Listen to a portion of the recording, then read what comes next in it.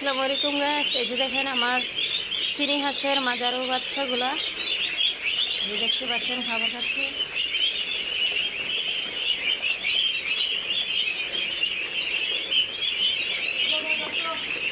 এই যে আমার বাংলা হাকি ক্যাম্বেল হাঁসের বাচ্চাগুলা সন্ধ্যার খাবার দিয়েছি, এই যে খাবার খাচ্ছে। তো ইনশাল্লাহ অনেকটাই বড় হয়ে গেছে।